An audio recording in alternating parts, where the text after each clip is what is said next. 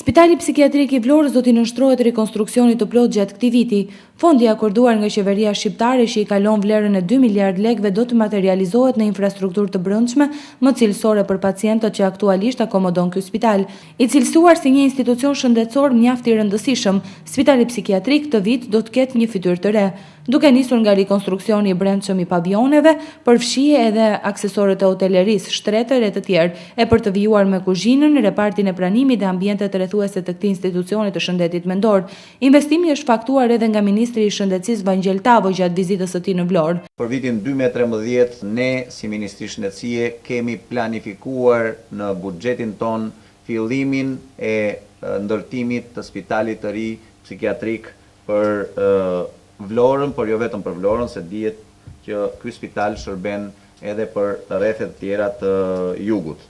Drejtoresha e Spitalit Psikiatrik të Vlorës, duke folur për analizën e punës së këtij institucioni, ka theksuar edhe prioritetet për vitin 2013, duke cilësuar investimin për këtë spital si mjaft të rëndësishëm e jetik për këta pacient, që më shumë se kushdo ka nevojë për vëmendje. Veç të tjerash, Sina i ka theksuar se ky investim është një premtim i mbajtur i qeverisë dhe shprehje e vëmendjes së përhershme ndaj shtresave në nevojë.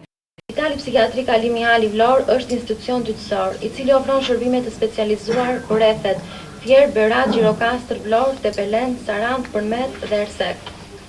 Shërbimet që ofron spitali konkretisht janë shërbimi akut, shërbimi subakut, shërbimi kronik dhe në jurisdiksionin e Spitalit Psikiatrik është dhe qendra komunitare e shëndetit mendor, si dhe shtëpitë familje.